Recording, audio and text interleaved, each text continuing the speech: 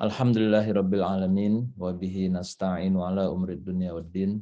Shalatu wassalamu ala asyrafil anbiya'i wal mursalin sayyidina wa maulana Muhammadin wa ala alihi wa sahbihi ajmain, amma ba'd.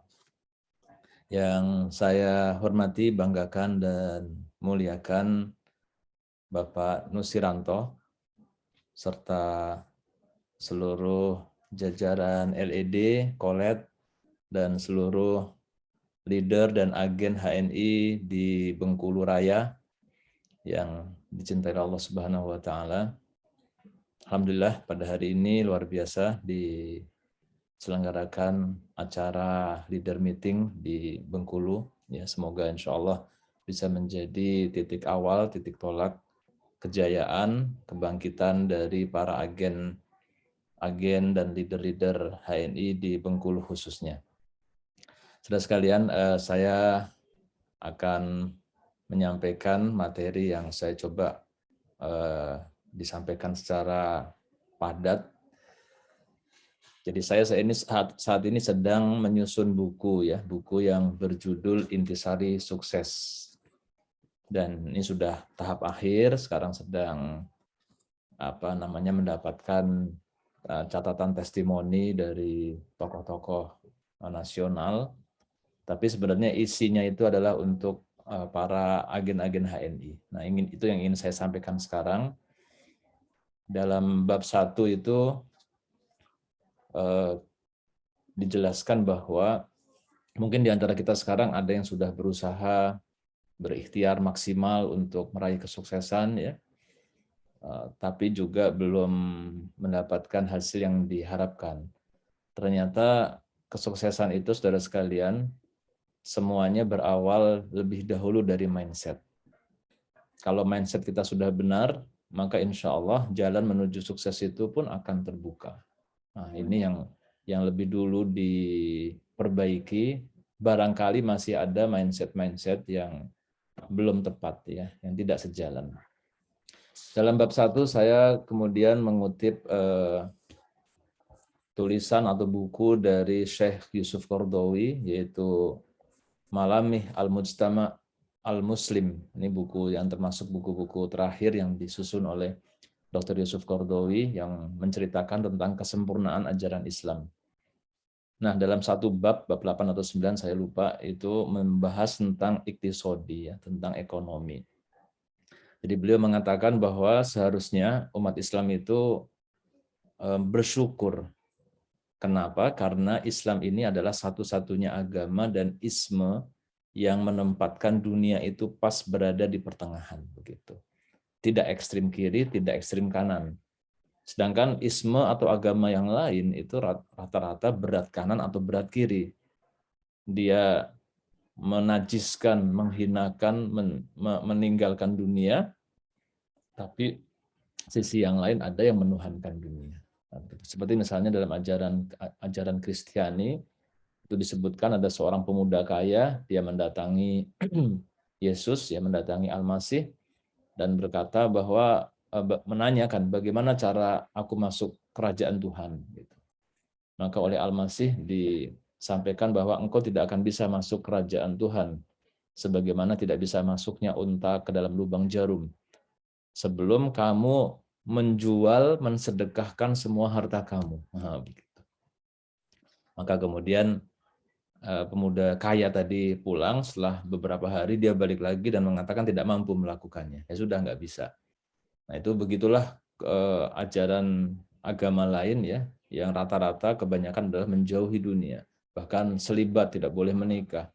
Bahkan kemudian nyepi, bertapa, dan seterusnya. Tapi di sisi yang lain, yang ajaran-ajaran kapitalisme dan sebagainya, itu menuhankan dunia. Hanya ada dunia saja, nggak ada akhirat, nggak ada Tuhan.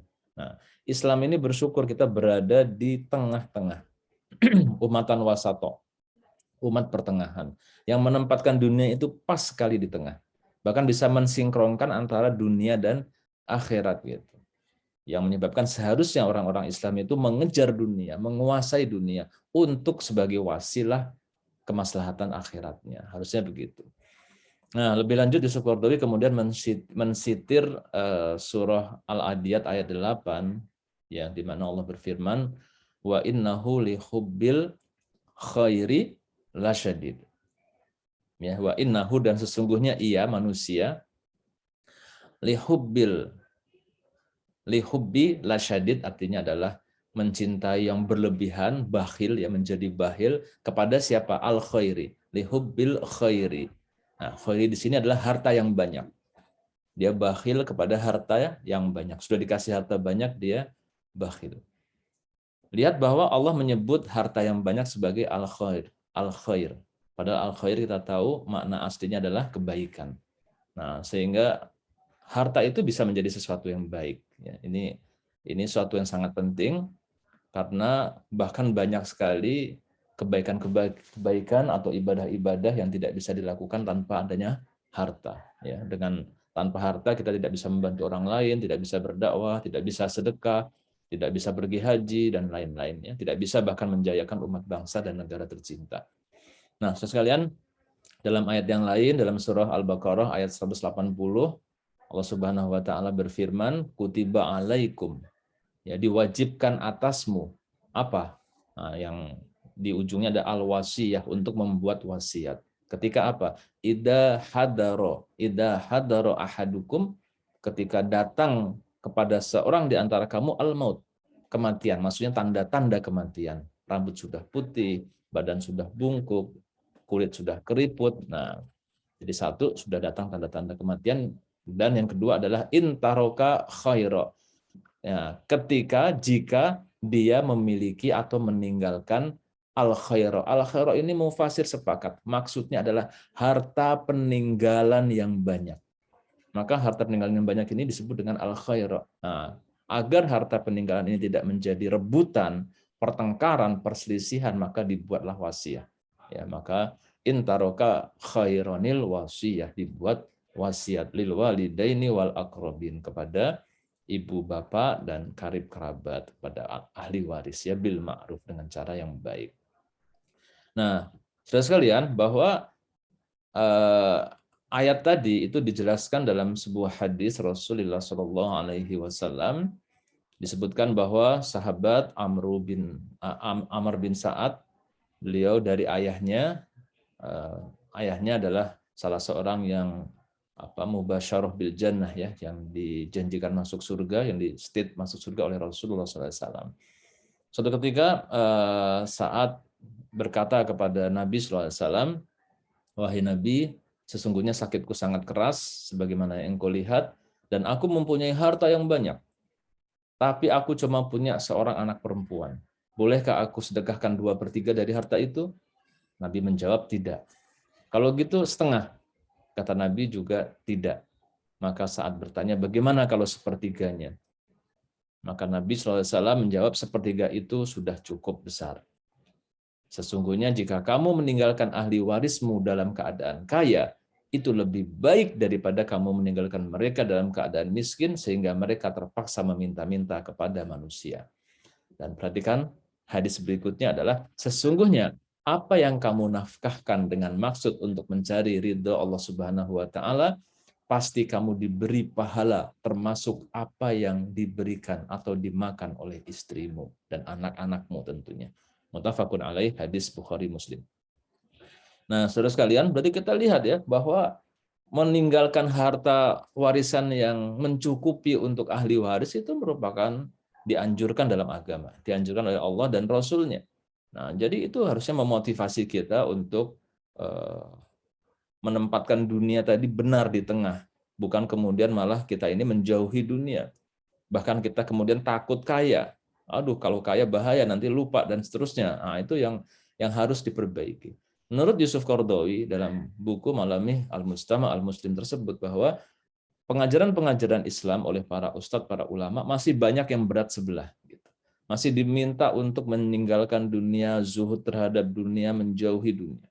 Zuhud terhadap dunia betul, tapi ketika ditempatkan pada posisi yang salah, maka dia menjadi salah. Misalnya, ada pemuda yang baru lulus kuliah, dia baru lulus, sudah diperintahkan, diberikan ayat-ayat dan hadis agar dia menjauhi dunia, zuhud terhadap dunia, jangan mengejar dunia. Itu salah itu. Kenapa? Harusnya anak yang baru lulus, pemuda yang baru lulus diberikan semangat dia untuk bagaimana dia sukses. Dia mengejar, dia menguasai dunia. Nah, kalau ayat tentang zuhud ini yaitu diberikannya kepada orang yang sudah memang diberikan kekayaan. Sudah cukup, umurnya sudah lanjut, diberikan kekayaan biar dia tidak lupa, biar dia bersyukur kepada Allah, dia tidak bakhil. Nah, maka kemudian dia cocoklah diberikan ayat tersebut. Tapi kalau diberikan kepada pemuda-pemuda, ini enggak cocok. Itu berbahaya, justru akhirnya dunia ini kemudian dikuasai oleh bukan orang-orang yang baik. Dan dalam hadis riwayat Muslim, Rasulullah kemudian juga mengatakan al-mu'minul qawi khairun wa ahabbu ilallahi minal mu'minid dhaif wa fi kulli khair. Nah, bahwasanya seorang mukmin yang kuat lebih dicintai, lebih baik dan lebih dicintai Allah Subhanahu wa taala daripada mukmin yang lemah, walaupun pada keduanya ada kebaikan. Nah, saudara sekalian, maka kita saat ini harus berpikiran adalah bagaimana menguasai dunia. Bagaimana menguasai seluruh resources sumber daya yang ada di dunia ini. Kenapa? Karena kalau ini dikuasai oleh orang yang tidak baik, maka itu akan menjadi mafsadat, ya, menjadi keburukan yang luar biasa, menjadi menjadi kerugian bagi seluruh umat manusia, sehingga harus dikuasai oleh orang yang beriman. Kemudian dalam bab kedua saya membahas tentang perubahan pandangan Imam Syafi'i tentang harta. Jadi Imam Syafi'i seperti kita ketahui adalah imam mazhab besar, yaitu mazhab Syafi'i, yang kita semua ini di Indonesia kebanyakan adalah bermazhab Syafi'i. Ya. Nah, pada masanya itu masa sebelum Imam Syafi'i itu ada Imam Malik dan ada Imam Abu Hanifah. Imam Abu Hanifah adanya di Syam, di Baghdad. Imam Malik adanya di Hijaz, ya, di kawasan Arab Makkah Madinah. Nah, Imam Syafi'i ini pertama sudah berguru kepada banyak ulama. Tapi ulama paling utama pada saat itu adalah Imam Malik yang punya kitab namanya Muwatta. Ya, kisah ini ada dalam kitab Minanul Kubro karya Imam Sya'roni, kisah daripada Imam Syafi'i ini. Nah, akhirnya Imam Syafi'i berguru kepada siapa? Imam Malik, ya, Imam Malik. Dan ketika awalnya Imam Syafi'i ini punya pemahaman bahwa orang ulama itu, orang soleh itu harus menjauhi dunia, begitu. Harus zuhud, harus miskin, begitu kan? Nggak boleh hidupnya bergelimangan harta. Nah, maka beliau ketika mengunjungi Imam Malik, beliau kaget sekali dan merasa skeptis. Loh, kenapa? Karena Imam Malik itu rumahnya besar, ya, bahkan karpetnya itu sampai setinggi lutut, ya, dan bagus, rumahnya bagus. Nah, kok nggak zuhud terhadap dunia, begitu? Itu awal yang ada di kepala Imam Syafi'i ketika beliau sampai di rumah megah dengan karpet yang begitu tebal daripada Imam Malik. Tapi kemudian akhirnya karena beliau harus belajar, beliau belajar, ya, dari Imam Malik, yaitu belajar kitab Al-Muwatta. Dan akhirnya tidak sampai 1 bulan kitab Muwatta itu berhasil dihafal oleh Imam Syafi'i karena memang begitu cerdas.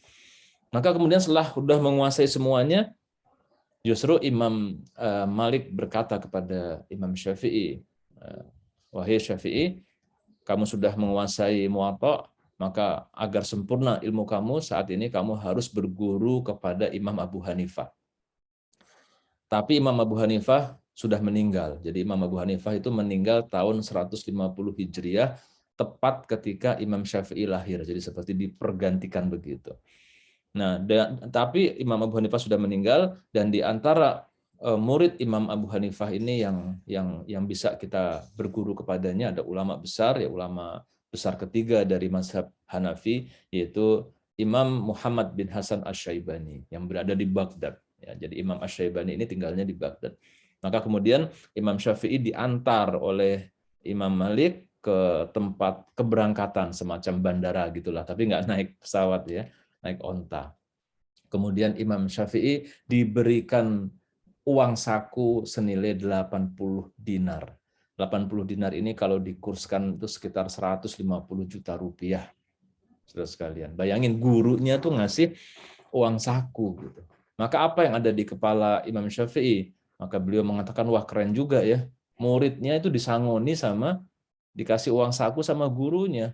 Biasanya kan murid yang ngasih uang ke guru. Ini guru ngasih uang saku ke murid, subhanallah. Ya, maka luar biasa. Maka sampailah kemudian Imam Syafi'i di Baghdad, dan kalau sebelumnya beliau melihat rumah daripada Imam Malik sudah kaget, ketika dia melihat rumah dari Imam Asy-Syaibani ini lebih kaget lagi. Lebih besar lagi, lebih mewah lagi. Nah, memang masanya begitu. Di Baghdad tuh begitu ya. Orang yang dilihat itu orang yang punya tongkrongan yang bagus ya, sehingga ulama pun nggak boleh kalah tongkrongannya dengan penguasa. Tapi bagaimana Imam Asy-Syaibani yang dicontohkan oleh Imam Abu Hanifah juga itu begitu punya izah di hadapan para penguasa. Ya, rumahnya besar, mewah, dan Imam Syafi'i terpana. Nah, begitu masuk lebih terpana lagi karena saat itu Imam Asy-Syaibani sedang menghitung-hitung uang, menghitung-hitung emas. Jadi tumpukan-tumpukan emas lagi dihitung. Nah, melihat Imam Syafi'i datang, Imam Asy-Syaibani langsung memahami dan dia berkata langsung kepada Imam Syafi'i, bagaimana seandainya emas-emas ini saya berikan saja kepada orang yang fasik, kata Imam Asy-Syaibani. Maka kemudian Imam Syafi'i berkata, jangan wahai Imam, jika emas yang begitu banyak ini diberikan kepada orang fasik, justru akan menjadi kemudaratan. Nah, dah ya. Akhirnya beliau kemudian berguru, singkat cerita, kepada Imam Asy-Syaibani, dan ternyata ketika beliau berguru inilah beliau melihat bagaimana kedermawanan daripada Imam Asy-Syaibani ini. Uang begitu mengalir kepada fakir miskin, membantu orang, membantu sesama ulama, ya, bahkan rumahnya tidak pernah sepi dari pengembara yang memakan makanan yang terhidang di rumahnya. Itu yang beliau lihat.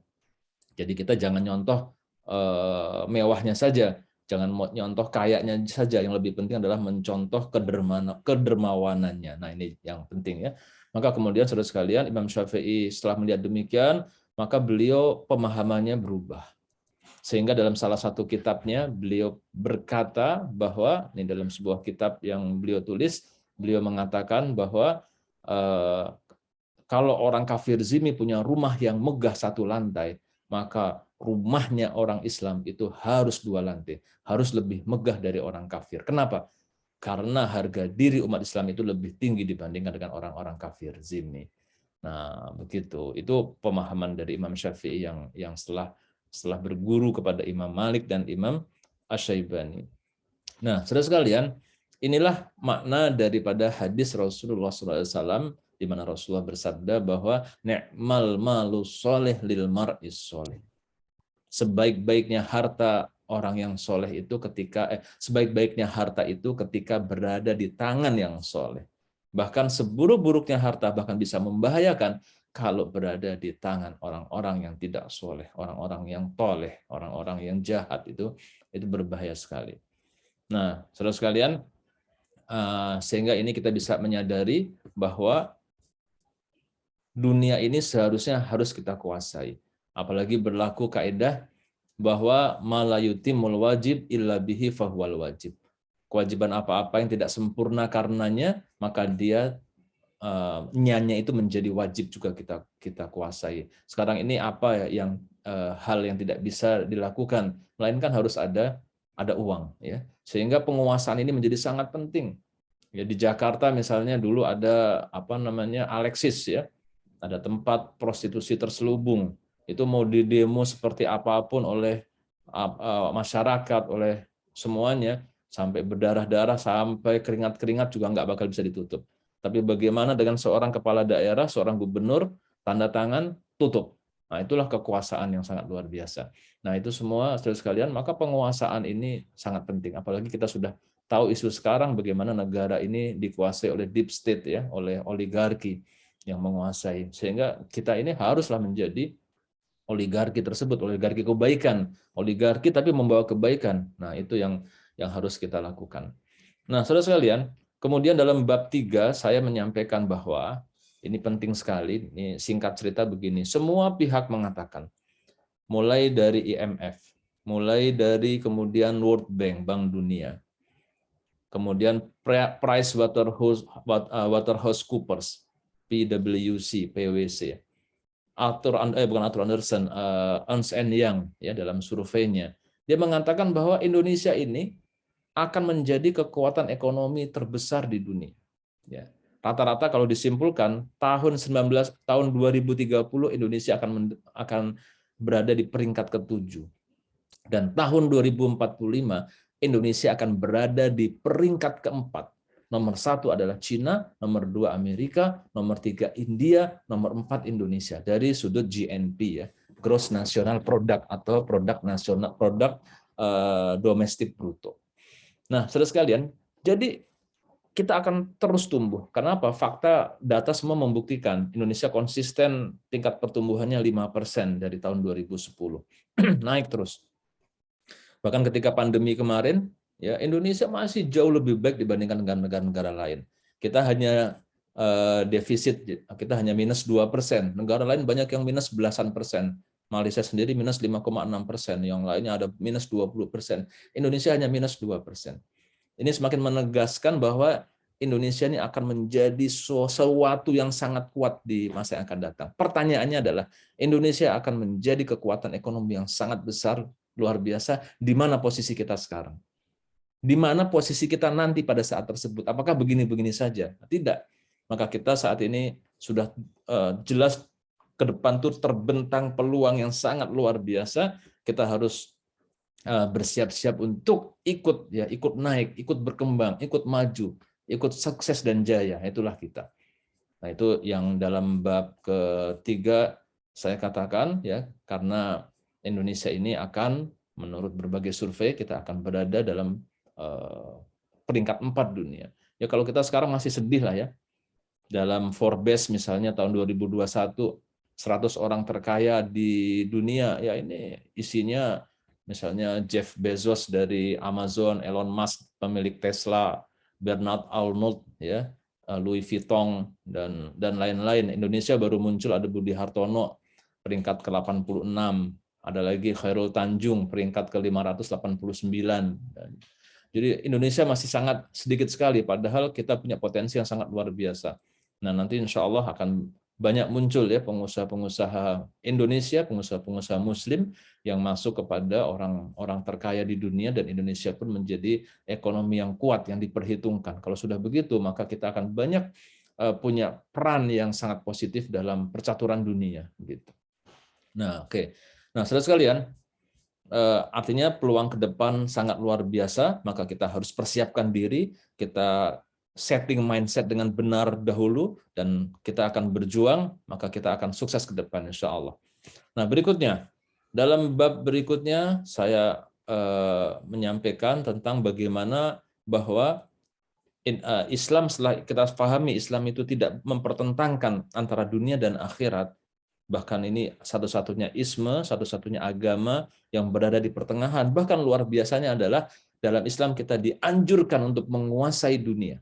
Untuk menguasai dunia sebagai wasilah untuk meraih kebahagiaan di akhirat. Nah, itu yang luar biasa yang harus kita lakukan, saudara sekalian. Ya, karena kalau kita sudah menguasai dunia, Masya Allah, itu nanti di akhirat kelak, Bapak Ibu sekalian, ketika di akhirat nanti ada orang yang berbahagia karena sebagai ahli ilmu.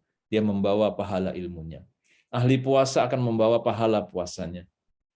Ahli sholat akan membawa pahala sholatnya. Ahli Quran, ahlul Quran akan membawa pahala tilawahnya. Tapi ahli sedekah, dia akan membawa pahala ahli ilmu, membawa pahala ahli puasa, membawa pahala ahli sholat, dan membawa pahala ahli Quran. Kenapa begitu?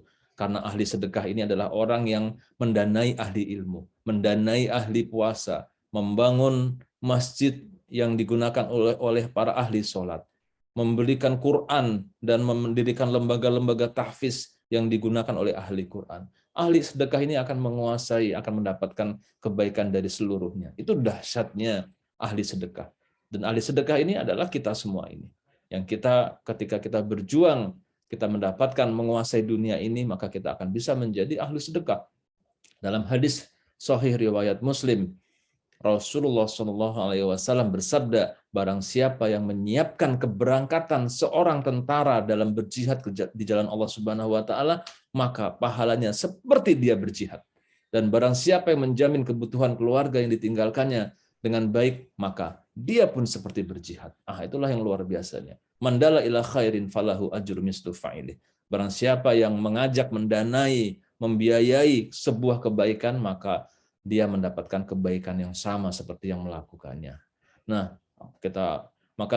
bersyukur kita di HNI ini, saudara sekalian, tidak ada kita dalam acara seperti di MLM lain, ya, pamer-pamer mobil yang dibagikan, pamer rumah yang dibagikan, enggak ada.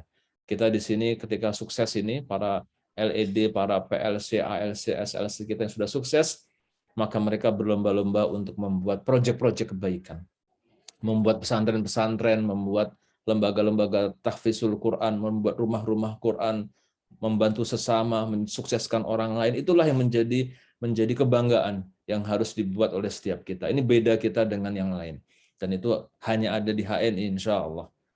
Nah, dan juga kita termotivasi bahwa kita punya sedekah jariyah yang terus mengalir, di mana Rasulullah bersabda, man bana masjidan lillah, barang siapa yang membangun sebuah masjid karena Allah, maka apa? Banallahu lahu fil jannati mislahu. Maka Allah akan membangun juga rumah semisal itu di surga nanti. Masya Allah. Hadis Sahih Bukhari Muslim. Ini menjadi penyadaran bagi kita bahwa untuk masuk surga itu sebenarnya untuk orang yang kaya itu, orang yang sukses itu jauh lebih mudah. Ya.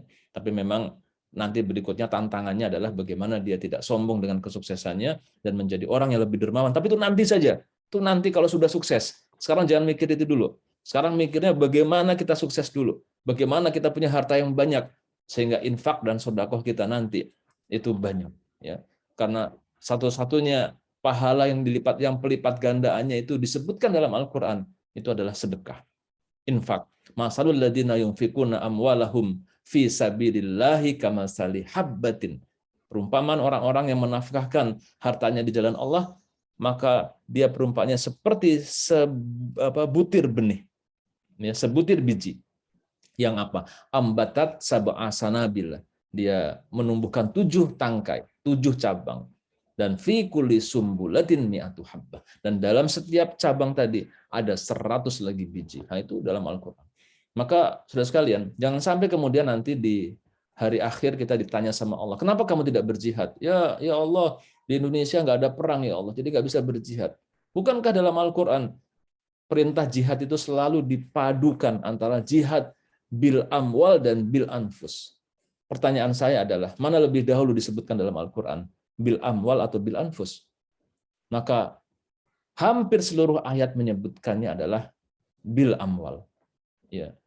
Seluruhnya bin amwal. Misalnya, ya ayyuhalladzina amanu hal adulukum ala tijaratin tunjikum min adabin alimna tu'minuna billahi wa rasulihi wa tujahiduna fi sabilillahi bi amwalikum wa anfusikum. Hanya ada satu saja yang anfus dulu. Innallaha ashtara minal mu'minina anfusahum wa amwalahum bi anna lahumul jannah. Artinya apa? Perang berjihad ini, peran untuk berjihad ini itu terbuka untuk kita, yaitu jihad bil amwal, ya, dengan segala kebaikannya, mengentaskan kemiskinan, membantu orang yang kesulitan dan seterusnya, membuat pesantren, membangun masjid di tempat yang tidak ada masjid dan seterusnya. Itu kebaikannya bisa kita lakukan semua. Harusnya itu semua memotivasi kita untuk sukses. Dan tidak ada pikiran kita buat takut kaya, saudara sekalian. Bahkan kita harus kaya gitu. Kita umat Islam itu harus kaya, harus menguasai dunia. Ya, harus menguasai dunia dan harus kaya. Itu yang harus kita camkan, ya. Ni'mal malu sholih lil mar'is sholih. Harta yang baik itu adalah harta yang berada di tangan orang-orang yang soleh. Nah, itulah yang ada di benak kita. Karena kita umat terbaik, maka umat yang unggul yang dipilih oleh Allah Subhanahu wa taala untuk meraih kejayaan ini, yaitu dengan menguasai dunia sebagai wasilah kita untuk kebahagiaan di akhirat. Nah, jadi artinya apa? Dunia ini harus kita kuasai. Ini jihad ini. Ini perjuangan kita. Maka Anda ini berjuang di HNI ini bukan semata-mata buat diri kita, buat keluarga kita saja. Bukan semata-mata untuk dunia saja. Ini bagian, kalau kita, kan orang bergantung niat ya. Ada orang ke kantor. Ketika niatnya cuma buat dapat gaji dan dimakan sama keluarganya, sudah dapatnya itu. Tapi kalau ke kantor, dia niatkan agar kemudian dia punya gaji, dia bisa berinfak sedekah, dia bisa membiayai pendidikan anak-anaknya sehingga menjadi orang-orang yang soleh, maka pahalanya itu jauh lebih besar. Ya, jadi bergantung kepada niat. Maka niat kita sekarang melakukan tajdid dunia, melakukan perbaharuan niat bahwa perjuangan kita di HNI ini yang paling utama adalah jelas mencari ridho Allah Subhanahu wa taala, yaitu untuk izzul Islam wal muslimin, untuk kejayaan umat, bangsa dan negara kita. Untuk orang lain, kalau motivasi untuk diri kita sendiri lemah. Saya pengen punya rumah, harus punya rumah, begitu kan? Buat diri saja. Ketika nggak berhasil, alah nggak apa-apa lah, ngontrak juga oke lah, gitu kan. Saya harus punya mobil, begitu nggak berhasil, alah udah nggak apa-apa, pakai motor saja sudah cukup. Nah, itu kalau hanya buat diri. Tapi kalau kita punya obsesinya adalah untuk orang lain, untuk akhirat kita, maka motivasi itu akan menjadi kuat sekali, ya, menjadi sangat powerful buat kita. Nah, saudara sekalian, itu tadi bab ke berapa tadi ya yang sudah disampaikan, bab keempat ya, bab keempat.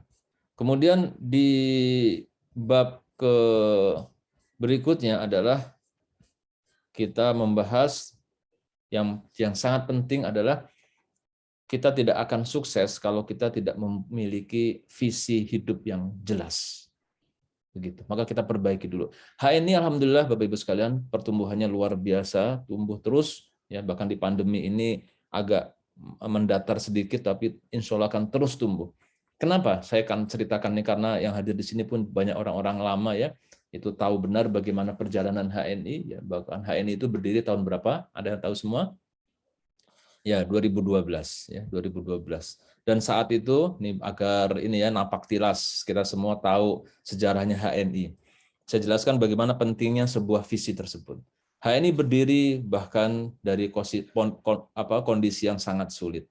Karena pada waktu itu banyak bonus tidak terbayar ya, banyak uang-uang yang tidak tertunaikan haknya ya, mungkin yang lama tahu betul. Nah, akan tapi kita coba memperbaikinya pada tahun 2012 ya. Maka kita tekadkan tahun 2012 itu adalah membangun dulu kepercayaan, building the trust ya, membangun kepercayaan.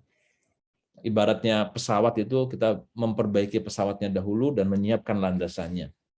Nah, bahkan kita berdiri pertama kali saudara sekalian, tahukah kita? Berdiri pertama kali HNI itu bulan Maret tahun 2012 itu di rumah kecil ukuran 45 meter. Di rumah cantik depan rumah saya. Itu rumah sangat sederhana. Yang kalau para leader cerita itu Masya Allah. Mereka modal semangat saja, ya di dalam sampai nginap-nginap, pas bangun pagi mau sholat ke masjid, sendalnya hilang. Sendalnya hilang, Masya Allah. Itu yang kita lakukan. Ya. Bapak Ibu tahu nggak, tanya sama Pak Nusrianto, kita di awal dulu produknya ada berapa? Ada berapa produk? Hanya ada 2 produk. Yaitu hanya ada GL sama GP. GLGP. Masih ingat ya Pak Nusrianto ya? GLGP itu produk kita saat tersebut. Maka sekarang produk begitu banyak. Maka jangan ada di antara kita ini yang ngeluh, kenapa produk shampoo-nya kosong padahal masih banyak yang membutuhkan, ngomel-ngomel. Itu nggak bersyukur itu. Itu nggak bersyukur betul. Dulu produk cuma 2. Bayangin. Nggak ada produk itu dulu. Tapi kita modal semangat, modal keyakinan, modal husnuzon kepada Allah Subhanahu wa taala. Modal berprasangka baik saja. Terus kita berjuang ya. Maka ketika sudah kita bertekad bulan besok ini, bulan ketiga sudah harus online semua. Nggak ada lagi orang laporan bikin pakai tulis tangan. Alhamdulillah bulan ketiga sudah online semua. Kita pun perlu produk yang lebih banyak lagi. Kita mendirikan pabrik di mana? Di Purbalingga, HEW. Kemudian kita bikin lagi pabrik CAD. Kita bikin lagi, beli pabrik yang sudah ada, Herba Salam, untuk mensuplai, barulah produk mulai banyak. Ya. Nah, kita perlu dana, Bapak Ibu sekalian, bayangkan kita perlu dana pada saat tersebut. Ini perjuangan yang perlu dikenang ya. HNI perlu dana, tapi HNI bertekad nggak mau ngambil pinjaman di bank. Maka kita kasih pengumuman kepada para leader. Ayo yang mau menjadi kantor cabang, dulu BC namanya KC. Yang menjadi kantor cabang, invest 50 juta dapat produk.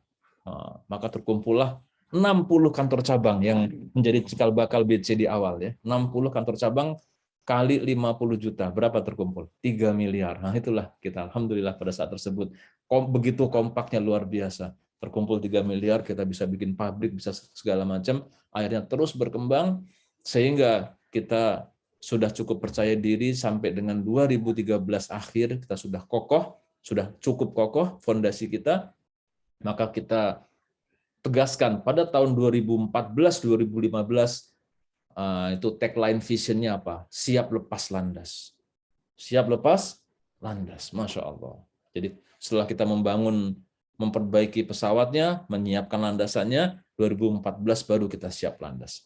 Baru dikumpulkan para leader-leader. Sekarang silahkan Anda habis-habisan untuk merekrut, memasarkan HNI, membangun jaringan, silahkan. Kalau dulu jangan direm-rem dulu, karena ketika kita belum siap, orang kecewa, malah menjadi masalah ya. Setelah 2014 ke atas dan kita secara fisik kita pindah kantor dari DDN pindah ke mana? Ya waktu yang rumah 45 meter itu bulan ketiga bulan Mei kita pindah ke namanya kantor DDN di pinggir Kali Malang. Kantor itu Bapak Ibu sekalian kalau hujan banjir. Masya Allah, tapi kita percaya diri ya, kita percaya diri saja, nggak jadi masalah dalam perjuangan kita begitu. Nah, 2014 awal, 2013 akhir, kita pindah ke Bilimun. Dari DDN kita pindah ke Bilimun. Masya Allah, sudah lepas landas nih. Alhamdulillah terus tumbuh berkembang, ya omset semakin tinggi. Maka kita mencanangkan tahun 2016-2017 terbang tinggi menembus awan. Ya, semakin tinggi kita bertekad dari perusahaan papan bawah untuk menjadi papan menengah ya, terus meninggi dan akhirnya di tahun 2018 2017 kita tekadkan bahwa kita untuk menjadi pemimpin pasar, menjadi market leader yaitu apa? Tahun 2018 kita tetapkan tagline-nya adalah terbang tinggi kemudian menembus awan menjadi pemimpin pasar untuk industri network marketing. Nah, itu tahun 2018 dan alhamdulillah tercapai. HNI sudah menjadi perusahaan network marketing MLM terbesar di Indonesia tahun 2018. Nah, sudah tertinggi nih. Industri network marketing itu nilai omsetnya adalah sekitar 25 triliun. 25 triliun setahun ya. Enggak besar ya, 25 triliun saja. Nah, kita sudah tertinggi. Coba bayangkan kalau visi kita berhenti sampai situ. Sudah nggak punya visi lagi. Pasti akan decline, akan turun. Maka kita di tahun 2019 kemudian membuat tagline baru yang sekarang menjadi kalimat visi. Ada yang tahu nggak? Visi HNI apa? Coba saya tanya. Boleh satu orang sharing.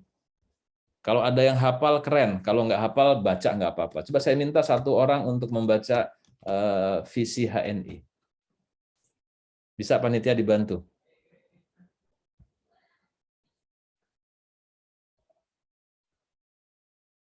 Silakan Ibu. Ibu siapa? Dengan Assalamualaikum warahmatullahi wabarakatuh. Waalaikumsalam warahmatullahi wabarakatuh.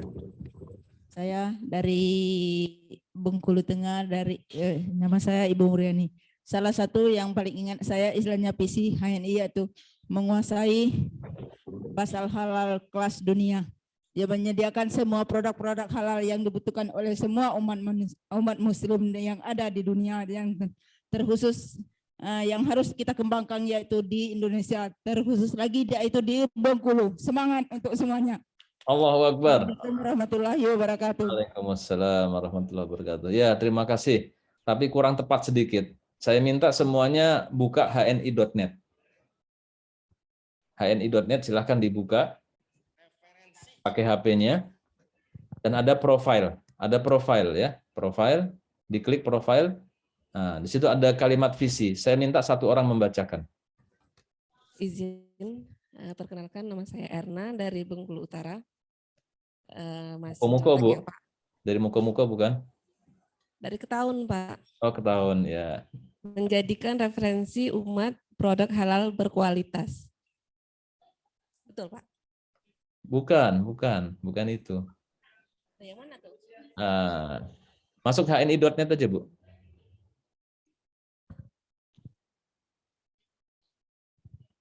Itu yang lama. Sekarang yang baru ada. Kalau dulu menjadi referensi utama produk halal, betul, itu yang lama. Yang baru sekarang kita lihat.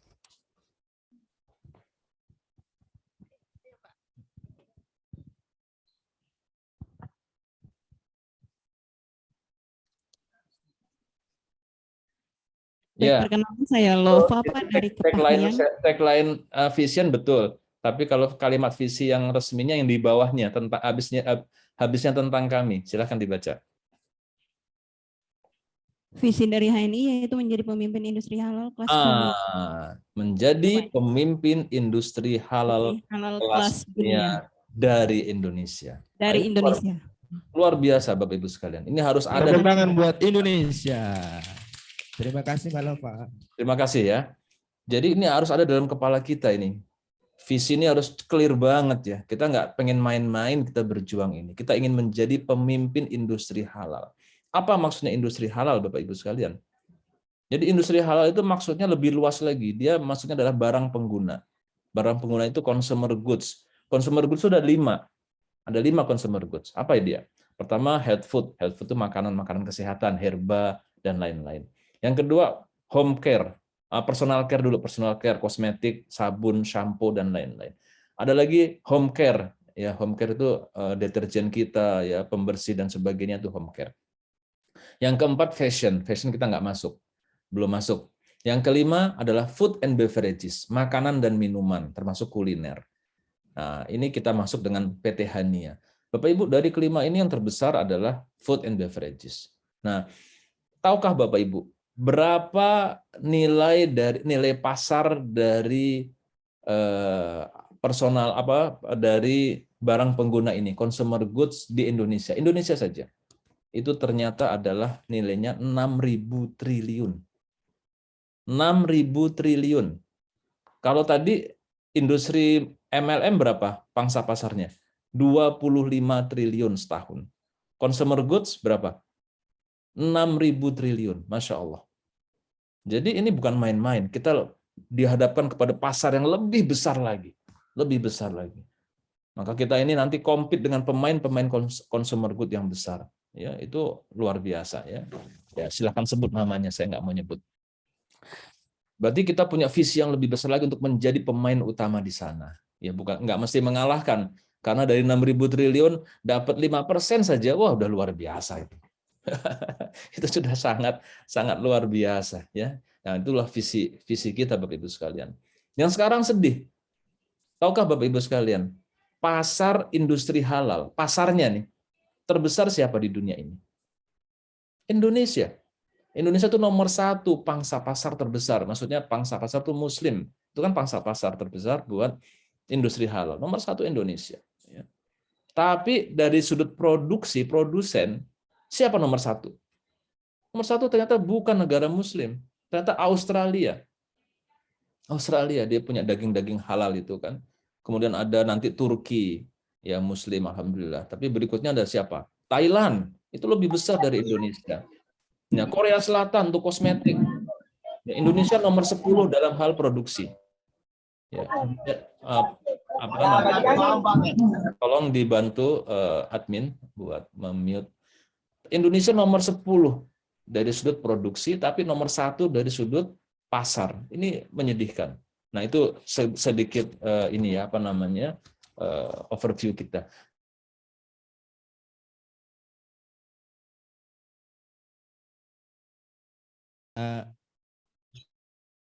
Pada semuanya kita aktifkan kamera.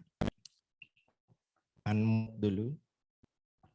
Unmute dulu. Aktifkan kamera.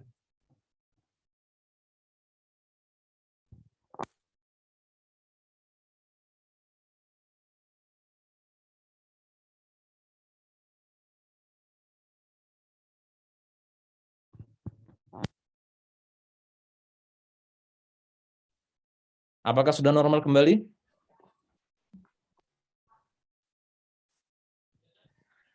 Assalamualaikum, apakah sudah normal? Sudah. Baik, saya lanjutkan. Sampai mana tadi ya? Oke, jadi Bapak Ibu sekalian, HNI alhamdulillah dengan visi yang kuat, itu bisa meraih pertumbuhan yang sangat baik, bisa menjadi besar. Hal itu sama untuk diri kita, masing-masing kita. Kita ini harus punya visi yang clear, yang jelas. Gitu. Kalau kita nggak punya visi itu apa sih? Visi itu mau menjadi apa di tahun berapa? Nah, itulah visi. Paham ya? Menjadi apa di tahun berapa? Sebenarnya menentukan visi masing-masing kita ini lebih mudah, jauh lebih mudah di antara kita ini. Anda itu mau menjadi LED tahun berapa begitu. Maka tadi kalau Pak Nusranto mengatakan menjadi collab di Desember, kelamaan itu. Visi kita harusnya menjadi LED semua yang ada di sini. Ya, masing-masing kita kan, masing-masing harus bertekad untuk Desember 2022 menjadi LED. Itulah sebuah visi. Karena visi ini kalau kita nggak kuat, saudara sekalian, itu akan menjadi masalah. Ya, akan menjadi masalah. Dan harus clear banget kita di Desember nanti semua ini harus menjadi LED. Ya, kita contoh HNI punya visi, maka dia akan menjadi besar. Karena visi yang kuat dan jelas itu secara langsung akan membuat kita ini bisa bergairah untuk mencapai tujuan kita. Maka harus clear nih, semua tulis nanti. Sampai rumah tulis bahwa saya harus menjadi LED di bulan Desember 2022. Tulis, tempel di tembok. Kita bangun pagi-pagi, kemudian bangun ingat. Jadi nggak sempat lagi santai-santai, berleha-leha ya, karena kita ingin mengejar hal tersebut. Oke, itu tentang visi ya, bagaimana kita berupaya untuk mencapai visi dalam rangka apa? Agar kita menjadi orang yang lebih bermanfaat bagi orang lain. Apakah Bapak Ibu nggak ingin menjadi tokoh di keluarga sendiri ya? Dulu dari orang yang tidak dianggap, tapi kemudian menjadi anggota keluarga yang paling berpengaruh ya, semua minta pendapat kita ya, karena kita punya kekuatan akhlak, kekuatan finansial yang bisa memberikan manfaat kepada orang lain. Ya, jadi itu yang harus kita miliki, saudara sekalian. Nah, berikutnya, maka langkah berikutnya dalam bab berikutnya yang harus kita kejar setelah kita punya visi tadi, kita pengen apa? Kita pengen menjadi LED di paling lambat Desember 2022. Ya, harus clear ya. Nah, saudara sekalian, maka berikutnya yang harus kita lakukan setelah kita memiliki visi tadi, tujuan tadi, kita masuk ke bab ke-7 di sini, yaitu bagaimana kita bisa menikmati hidup dalam kerja keras. Nah, ya ini saya kutipkan, ini penting sekali. Karena kita ngomong motivasinya gampang nih, tapi nanti ketika eksekusinya, menjalankannya itu banyak bermasalah. Ya, banyak kemudian loyo, semangat. Saya ingin memperkuat semangat itu dengan mengutip perkataan syair dari Imam Syafi'i. Saya izin saya tampilkan di layar saja buku saya nih biar bisa baca. Nah, ini buku saya masih draft ya. Ini buku. Jadi saya punya buku betul ini masih draft, nanti insya Allah akan terbit. Totalnya 220-an halaman insya Allah. Nah, ini syair dari Imam Syafi'i. Beliau mengatakan bahwa ma fil maqami li aqlin wa di adabi min rohah. Ya, enggak ada tempat, enggak pantas orang yang punya akal dan punya adab dia ini min rohah, berleha-leha, rebahan, santai-santai gitu. Enggak pantas. Kalau merasa punya akal dan punya adab, ya. Fadail auton, baca ya, fadail auton. Itu makna aslinya adalah hendaklah dia meninggalkan kampung, berkelana. Waqtaribi, kemudian hidup mengembara. Tapi sebenarnya fadail auton ini saudara sekalian maknanya adalah apa? Kalau makna yang lebih luasnya, ya, tinggalkanlah zona nyaman. Tinggalkanlah zona nyaman. Karena apa? Zona nyaman inilah yang paling berbahaya buat kita. Jadi bapak-bapak, ibu-ibu sekalian, ketahuilah yang paling berbahaya bagi kita ini semua ini adalah zona nyaman. Ya, jangan sampai kemudian kita ini terjebak dalam zona nyaman. Apa itu zona nyaman? Ya sudah, begini aja udah cukup. Yang penting saya bisa ngasih makan anak bisa sekolah, ada uang sekolah gitu. Ya bonus 5 juta udah cukup lah. Itu zona nyaman. Itu yang paling berbahaya. Bukan cuma buat yang level M, level ED, sampai yang LED Pak Nusiranto sendiri, kalau sampai termasuk saya, kalau terjebak dalam zona nyaman, ketahuilah itu adalah kondisi yang sangat berbahaya. Karena kalau kita berada dalam zona nyaman, maka berikutnya adalah apa? Penurunan. Berikutnya adalah semakin susah hidup kita. Gitu. Dan kita akan punya zona pertumbuhan, zona perkembangan, zona kebebasan, zona kenikmatan itu ketika kita mau untuk meninggalkan zona nyaman. Saya screen share lagi. Nah, lihat ya, ma fil maqami li di'aqlin wa di'adabi min roha fadail auton, ya. Kita diminta untuk apa? Meninggalkan zona nyaman kita. Kemudian Imam Syafi'i mengatakan safir, berkelanalah, dari kata apa? Kita akan musafir, ya, musafir, berkelanalah, pergilah, tajid iwadon amman tufarriquh. Kan kalau kita pergi, masalahnya apa? Kita akan meninggalkan orang-orang yang kita cintai. Pokoknya pergi aja, nanti kamu akan mendapatkan pengganti dari orang-orang yang engkau berpisah dengannya. Jadi kita akan nanti mungkin ketika kita mau berjuang habis-habisan di HNI, kita akan sedikit banyak meninggalkan Sabtu Minggu bersama keluarga, pergi aja. Karena nanti kamu akan mendapatkan banyak kesuksesan, banyak kebaikan yang akan menggantikan itu semua. One shop, dan bekerja keraslah. Inilah kita ingat faida farokta fansop. Jadi definisi daripada one shop ini adalah bekerja keras yang sampai peluh itu bercucuran. Bekerja keras yang sampai badan itu merasakan letih, sehingga pada malam hari tidur dengan pulas karena keletihannya. Itulah one shop. Dan kemudian disebutkan fa inna ladidal aisy fin nasab. Karena sesungguhnya kelezatan hidup, lazid itu lezat, ya, lazid bahasa Arab, lezat itu bahasa Arab. Lazid. Lazidal aisy, kelezatan hidup itu ada pada fin nasab, pada kerja keras. Ini kan bertolak belakang ini. Lezat, ya, tapi capek. Lezat tapi capek. Kok bisa? Lezat itu enak, capek itu nggak enak. Kok ternyata puncaknya kenikmatan ada pada ketidakenakan? Tidak. Bapak Ibu, nanti kita akan mengalami bahwa ketika kita bisa bekerja dan menghasilkan sesuatu yang baik, itu akan timbul kepuasan, dan itu adalah kita merasakan kebahagiaan yang sesungguhnya. Hormon endorfin kita akan mengalir, tubuh kita akan sehat, kita akan bahagia, begitu. Jadi jangan bayangkan orang yang berleha-leha, jangan ada di kepala kita nih para leader. Anda akan punya passive income, kemudian Anda akan santai-santai, akan istirahat, akan jalan-jalan doang. Itu malah sakit itu. Dalam kamus seorang pejuang tidak berpikir begitu. Kita akan berjuang sampai kita hembus nafas yang penghabisan. Kan doa kita begitu. Faj'al hayata ziyadatan lana min kulli khair. Ya Allah, jadikanlah dalam hidup kami ini selalu ada tambahan kebaikan dalam hidup kami ini. Kemudian apa? Waja'alil mauta rahatan lana min kulli syarr, dan jadikanlah bahwa kematian itu sebagai akhir daripada perjuangan kami. Jadi kita berjuang nggak pernah putus itu. Yang memutuskan hanya ketika ajal sudah menjumpai kita. Jadi itulah kita diminta untuk apa? Untuk meninggalkan zona nyaman. Anda harus siap terjun. Anda harus siap berjuang, ya. Dan nanti akan saya jelaskan. Nah, ini dia. Kita sekarang ini kebanyakan berada di comfort zone tuh yang warna abu-abu, Bapak Ibu. Ini kalau saya begini kan kursornya kelihatan nggak sih di sana? Nggak, ya? Oke, ini comfort zone. Yang kita sekarang berada di sini. Ini ibarat sangkar emas. Anda ibarat burung yang tinggal di sangkar terbuat dari emas, makanan dikasih, minuman dikasih, bahkan pasangan dikasih gitu, tapi nggak bisa kemana-mana.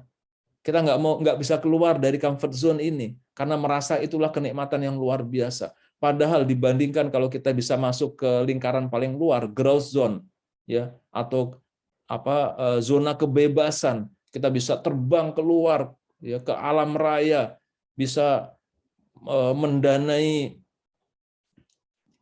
membuat pesantren, bisa keliling dunia, bisa berbuat banyak, ya, bebas, nggak mikirin utang, bisa sedekah tanpa melihat saldo, bebas hutang. Nah, ini growth zone ini. Cuma kita nih nggak mau keluar dari sini karena untuk bisa kita masuk ke growth zone ini harus keluar dari comfort zone ini. Kenapa? Karena ibarat ini ruangan, ruangan yang abu-abu ini, comfort zone, kita berada di sini sekarang di kurungan ini, itu begitu kita lihat pintunya, ada pintunya, itu gelap. Yang namanya fear zone. Fear zone. Ya, zona ketakutan. Fear itu ketakutan. Kita takut keluar dari comfort zone. Anda udah biasa nyaman, udah hidupnya adem ayem tentrem. Nah, itu comfort zone itu. Kalau kita sudah terlena di situ, maka kita akan berbahaya sekali dalam hidup kita. Dan kita mau keluar dari situ nggak bisa. Kenapa? Itu ada fear zone, zona ketakutan. Ya, nanti apa yang akan terjadi? Nah, kita harus keluar, Bapak Ibu. Kalau mau masuk ke growth zone yang orang sukses ini, kita harus keluar, tembus itu fear zone. Ternyata setelah kita tembus berada di warna hitam ini, nggak menakutkan amat. Ternyata malah enjoy, ya, malah luar biasa itu, malah mengasihkan. Nah, bahkan kalau udah asik, kita siap untuk melakukan yang terbaik, kita siap masuk ke battle zone. Apa battle zone? Battle zone itu seperti ini. Saya di bulan Agustus harus menjadi LED, apapun yang terjadi. Buh piye carane aku harus jadi LED. Itulah battle zone. Dia hari ke harinya berpikir untuk mencapai tujuannya. Karena begitu dia berhasil, maka dia akan tembus masuk ke growth zone. Ke zona pertumbuhan, zona kebebasan, zona kebahagiaan. Ya. Maka sekarang saya tanya nih yang ada di sini ini, Anda mau tetap stay di comfort zone atau mau sekarang nyebrang ke growth zone? Halo, para hadirin sekalian. Ya, Anda pasti menjawab ya. Kita semua harusnya termotivasi untuk nyebrang ini, berpindah ke growth zone. Tapi ingat, untuk berpindah ke growth zone ini, zona kesuksesan, kebahagiaan, zona pertumbuhan ini, Anda harus siap untuk melakukan dirty work. Apa dirty work? Dirty work itu pekerjaan-pekerjaan yang dianggap receh, remeh, kotor. Ya, seorang direktur BUMN pun ketika dia mau sukses di HNI, dia harus mau melakukan dirty work. Apa dirty work? Ya, kita datang keluar silaturahmi, mendatangi orang-orang, mengajak untuk bergabung bersama HNI, berjuang bersama HNI. Dia minta produk, kita anterin produknya. Dia minta pembinaan, kita layani. Dia SMS atau WA malam-malam, kita layani dengan senyum, nggak mengeluh. Nah, itulah dirty work. Kita menyapa mereka satu persatu. Ya. Kita membuat grup-grup pembinaan, mendatangi mereka, mensupport mereka, menanyakan keadaan mereka. Karena orang yang sukses ini, Bapak Ibu sekalian, yang growth zone ini, memang kerjaannya cuma dua. Kerjaannya ada cuma dua saja kita ini. Apa itu? Tausiah dan riayah. Ekspansi perluasan berupa rekrutmen PCA, ya, rekrutmen, bikin bos dan seterusnya, dan melakukan riayah, pemeliharaan, pembinaan.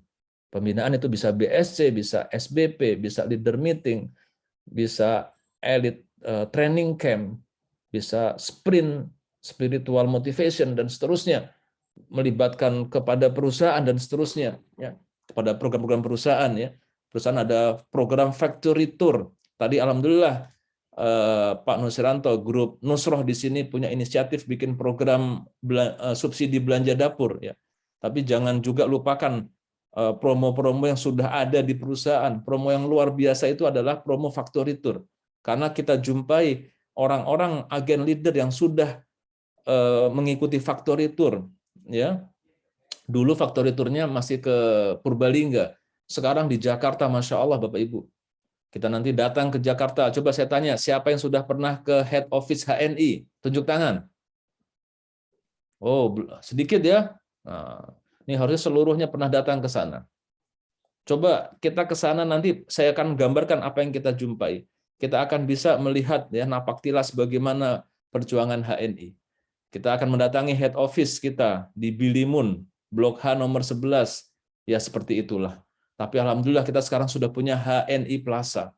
Sebuah gedung yang megah, yang luar biasa. Ya, 4 lantai plus 2 basement. Total 11.000 meter persegi dengan desain yang sangat baik sekali. Insya Allah bulan Februari atau Maret 2023 sudah siap untuk dioperasikan. Insya Allah.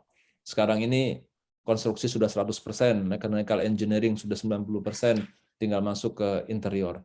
Kita punya yang namanya leader office di Caman, di sentra kota, ya luas sekali, alhamdulillah. Sekarang sudah dipugar, udah ada kafenya. Nanti kita punya kafe, di HO punya ada kafe, di leader office punya kafe. Dan kita nanti akan dibawa ke Bispak 3. Di Bispak 3 ini Bapak Ibu sekalian, tahukah Bapak Ibu gudang-gudangnya itu antara 200 sampai 400 meter persegi. Satu gudang itu harganya sekarang itu 4 miliar. Satu gudang. HNI punya 19 gudang di sana, Masya Allah. Ya, dari 40-an sekian gudang itu 19-nya punya HNI. Subhanallah. Di situ ada warehouse kita, warehouse utama, ada sub warehouse ya, yang subhanallah bersih. Ya, kita melihat saja bagaimana pergerakan barang begitu luar biasa, kita akan semangat ya. Dan kita masuk ke sana, yang tempat gudang biasanya debu, kotoran ini bersih sekali, Masya Allah. Itu akan menimbulkan semangat. Dan di situ pun juga ada pabrik Hania kita yang memproduksi makanan, minuman, food and beverages. Dan kemarin sudah di-launching satu produk baru ya, yaitu apa? Ginseng Coffee Rilko Hania. Subhanallah, nikmat sekali. Lihat videonya di YouTube ya, semuanya nanti lihat. Kita juga nanti akan melihat produk pabrik Herba Salam kita di situ. Dan juga perusahaan TMS kita di situ kita lihat. Subhanallah. Siapapun yang hadir akan semangat yang luar biasa untuk sukses, lebih sukses lagi. Jadi Factory Tour ini bukan cuma buat kita, tapi juga untuk mitra-mitra kita. Upayakan mereka ikut Factory Tour. Ya, buh piye carane mereka ikut Factory Tour. Yakin aja, kalau sudah ikut Factory Tour atau ke Purbalingga atau ke Jakarta, mereka akan semangat luar biasa. Ya. Nah, saudara sekalian, ini kita harus siap untuk masuk ke battle zone. Saya minta nanti semuanya ada ikrar ya, dipimpin oleh Pak Nusiranto masing-masing itu punya target kapan mau menjadi LED. Itulah battle zone. Jadi cuma bukan ikrar, tapi memang hari-hari kita nanti akan membuktikannya. Saya kasih gambaran Bapak Ibu sekalian bagaimana kalau hari-hari kita sudah di battle zone. Saya dahulu ketika masih berjuang seperti Anda semua ini, saya memiliki moto bahwa tidak ada hari tanpa presentasi, tidak ada hari tanpa anggota baru. Itu dalam hari-hari mikirnya itu terus. Kalau mau sukses memang begitu. Suatu hari pernah di sebuah hari Sabtu, anak dari kakak saya ya itu sakit di Rumah Sakit Cipto dan saya mangku anak ponakan saya itu.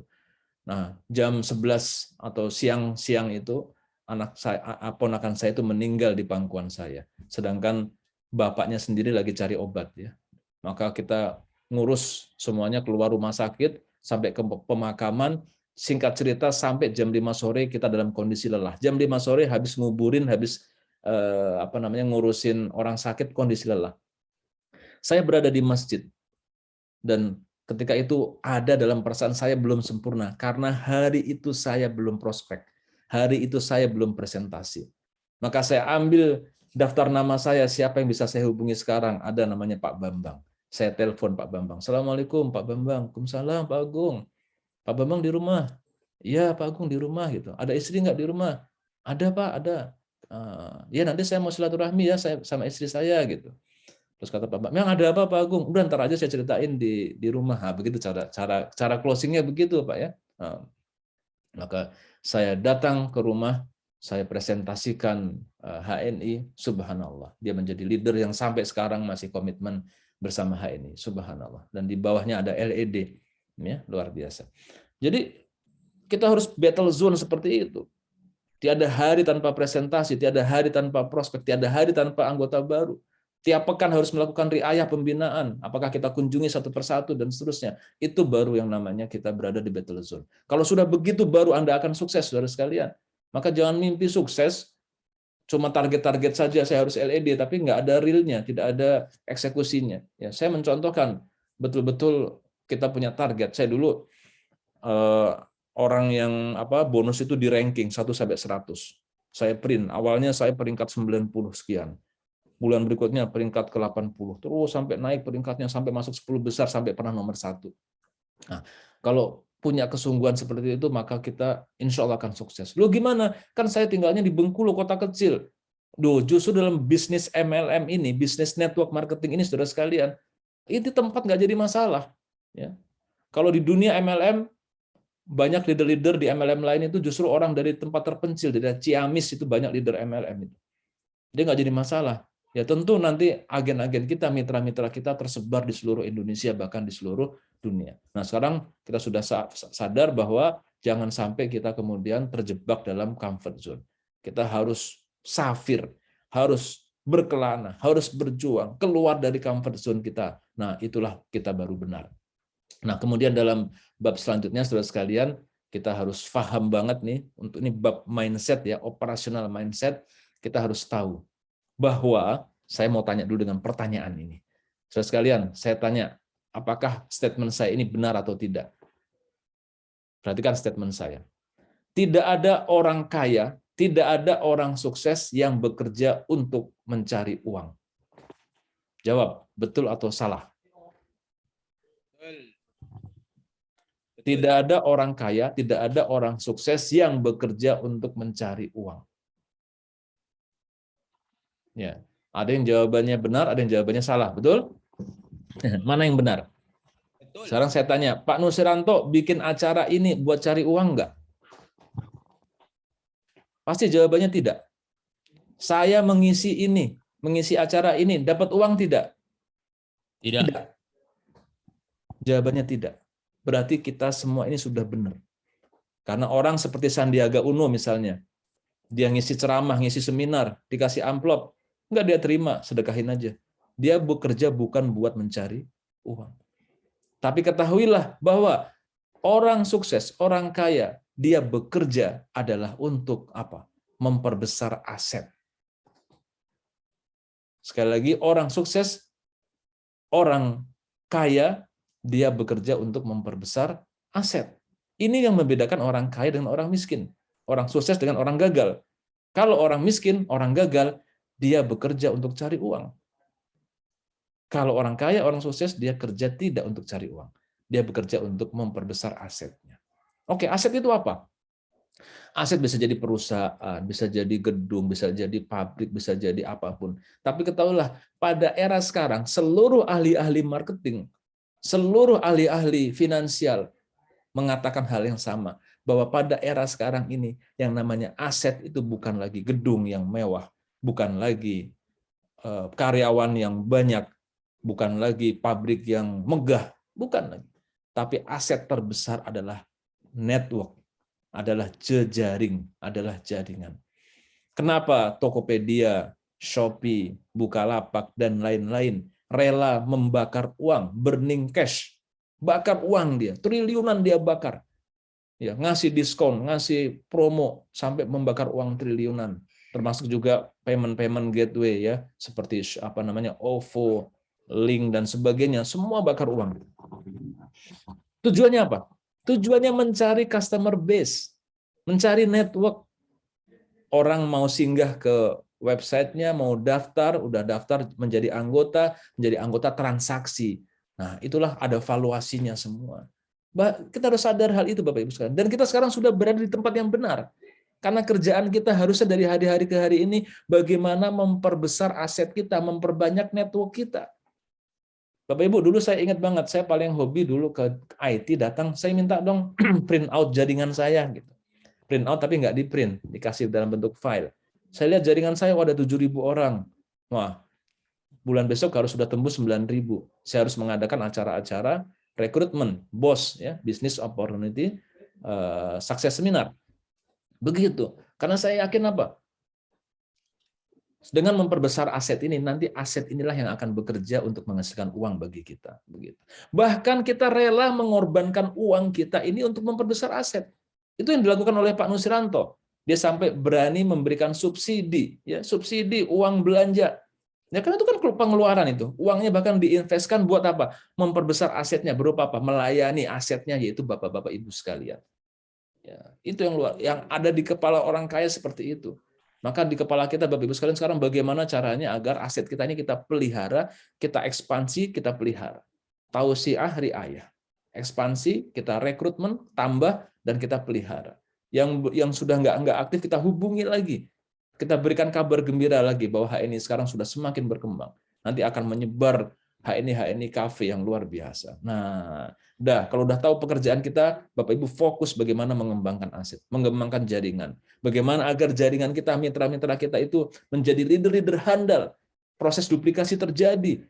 Dia nggak lagi butuh bantuan kita, menjadi orang yang udah nggak butuh upline-nya lagi, nggak perlu mentornya lagi. Dia bisa berkembang secara mandiri. Itu baru jadi aset yang luar biasa. Ya, maka Bapak Ibu sekalian sekarang sudah memahami, ya. Kalau Bapak Ibu nggak termotivasi juga keterlaluan. Ya, keterlaluan. Dengan cara apa lagi untuk memotivasi? Udah habis ini, yang jangan lupa, sekarang kan semangat. Nanti sesi setelah saya ini Bapak harus tahu how to-nya. Nanti kalau ada Pak Amir Hamzah suruh menjelaskan apa promo-promo yang diberikan oleh perusahaan. Maka gunakan promo-promo tadi betul-betul untuk bisa memudahkan perjuangan Bapak Ibu sekalian. Sekarang mikirnya gimana caranya nambah aset kita, memperbesar aset kita. Ya, saya buat ilustrasi begini Bapak Ibu sekalian, biar Bapak Ibu semangat. Halo, tolong ini agak sedikit hitung-hitungan, konsentrasi semuanya, konsentrasi. Boleh berdiri dulu, berdiri, semuanya berdiri. Nah, tangannya ke atasin. Oke, ke kanan, geser kanan. Ya, ke kiri. Oke, gosokin tangannya yang kencang. Tempel di muka. Baik, silakan duduk. Bapak Ibu, sekarang saya mau Bapak Ibu biar sadar ya, apa artinya memperbesar aset. Dalam dunia investasi, rumah itu bernilai baik untuk dibeli, bernilai maksudnya baik untuk dibeli kalau bisa menghasilkan 4% per tahun. Ini kaedahnya. Jadi kalau rumah senilai 100 juta, gampangnya, dia wajarnya kalau dikontrakin laku 4 juta setahun. Nyambung ya? 4%. Kalau 1 miliar berarti berapa? 40 juta setahun. Oke. Sekarang, Bapak Ibu pengen punya penghasilan dari sewa rumah, ya penghasilan pasif income berapa? Pengen punya penghasilan pasif income berapa? Taruhlah pengen punya penghasilan 10 juta, cukup nggak 10 juta? Cukup. Ya, 10 juta rupiah. Sekarang pertanyaannya, Anda harus punya rumah senilai berapa agar punya penghasilan 10 juta? Berapa? Tadi 4%, berarti 10 juta dikali 100 dibagi 4. Anda perlu punya aset senilai berapa?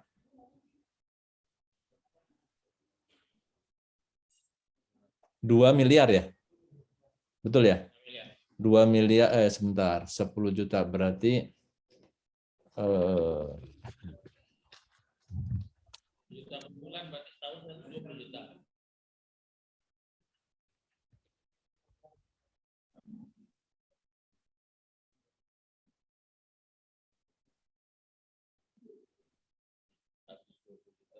Oke, berarti Anda untuk punya penghasilan 10 juta, Anda harus punya aset senilai 250 juta. Karena 250 juta kali 4% adalah 10 juta. Tapi itu setahun, 10 juta setahun. Kita kan pengennya sebulan 10 juta kan? Berarti agar sebulan 250 jutanya dikali saja 12 deh. Berarti Anda harus punya aset senilai 3 miliar agar punya penghasilan 10 juta per bulan. Sampai sini nyambung nggak semua? Nyambung ya? Saya ulangi lagi. Ini perlu Anda sampaikan kepada para mitra Anda agar Anda mengetahui bahwa logika dari bonus yang diberikan HNI ini adalah merupakan hasil dari aset kita. Logikanya adalah biaya sewa 4% dari nilai aset. Kalau asetnya 100 juta, maka wajarnya biaya sewanya adalah 4 juta setahun. 4 juta setahun, ya, wajarnya. Nah, sekarang kalau kita pengen punya penghasilan 10 juta sebulan, maka kita harus punya aset rumah tadi yang nilainya 3 miliar, baru bisa disewakan 10 juta per bulan. Jadi Bapak-Ibu sekalian, kalau kita punya bonus senilai 1 juta rupiah sebulan, itu ibaratnya kita punya aset senilai 300 juta. Nah, aset kita ini berupa apa? Berupa network, berupa jaringan keagenan kita, mitra kita yang menghasilkan bonus 1 juta. Jadi itulah kenapa bonus 1 juta itu berharga sekali kalau di bisnis network marketing, di bisnis MLM. Karena Anda seperti punya uang 300 juta. Apalagi kalau bonusnya sudah 10 juta, itu Anda seperti punya uang 3 miliar gitu. Dan ini bisa terus dikembangkan, dipelihara. Inilah kenapa bonus itu beda. Jadi bonus 1 juta di HNI dengan gaji 1 juta sebagai pegawai itu berbeda. Ya, karena apa? Kalau di HNI ini, kita ini bonus itu adalah ibaratnya adalah hasil dari aset yang sudah kita bangun, kita rekrut, kita rawat, kita bina, yaitu berupa jaringan. Nah, itulah logika yang harus kita pahami banget sebagai agen dan leader bahwa kita ini memperbesar aset. Oke, saya lanjutkan sedikit lagi Bapak Ibu sekalian.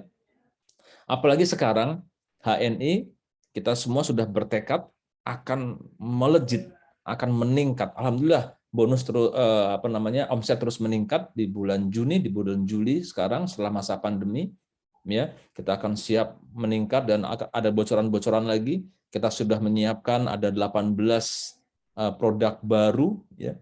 Dan nanti launchingnya akan bertahap, nggak sekaligus. Kita kemarin sudah launching kopi ginseng dan berikutnya kita akan melaunching sebuah karena kita adalah bisnis lifestyle ya, HNI Cafe. HNI Cafe akan berdiri di HO, di head office di HNI Plaza, akan berdiri di leader office di sentra kota, di pabrik juga, di warehouse, di Bispak juga sudah ada. Tapi yang penting bukan itu. Yang paling penting HNI Cafe ini segera bisa hadir di rumah-rumah, di BC-BC Bapak-Bapak Ibu sekalian. Karena sudah disiapkan ya, nanti ada yang besar bisa di BC kita. Kalau BC kita ruko ya kita bisa bikin HNI Cafe, dan kalau rumah kita kecil kita bisa bentuknya booth ya. Nanti akan ada HNI Cafe dan menu-menu yang sangat nikmat sekali yang sudah kita coba semua, para leader sudah mencobanya, begitu nanti luar biasa. Ini menjadi bisnis yang lifestyle yang akan menjangkau generasi milenial dan zilenial ya. Dan kemudian kita akan tambahin lagi dengan di-endorse oleh mega influencer, makro influencer maupun nano influencer. Nah, jadi Bapak Ibu sekalian nanti mega influencer misalnya siapa? Misalnya Raffi Ahmad, ya, Nagita Slavina, Boim Wong, misalnya dia akan mengendorse produk kita, bukan HNI-nya, produknya akan di-endorse, dan nanti dalam postingannya itu akan ada link ya, akan ada link yang kalau followernya mengklik link tersebut maka akan terkoneksi berupa page yang menjelaskan tentang produk ya, tentang produk, dan nanti dia bisa langsung hubungi chatnya dan oleh sistem akan di-refer kepada agen stok aktif terdekat dengan orang tersebut. Sekali lagi bahwasanya karena HNI perusahaan network marketing nggak boleh merekrut. Ya, nggak boleh merekrut. Maka nanti kalau ada orang yang datang dari pengaruh influencer tersebut dan mengklik, dia orangnya misalnya rumahnya di mana, di Ketaun atau di Muko-Muko misalnya, ya.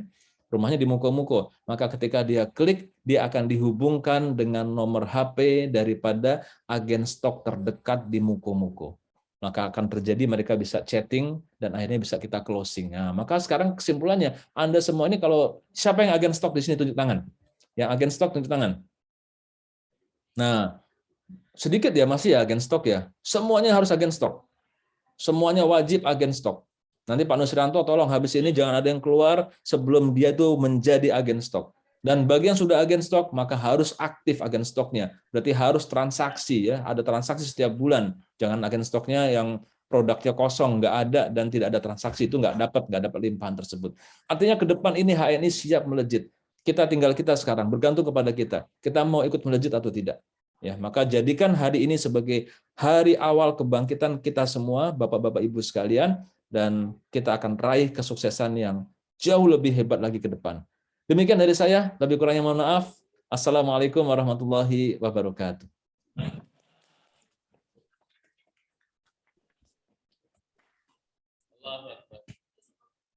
Persiapan. Saya sekaligus undur diri.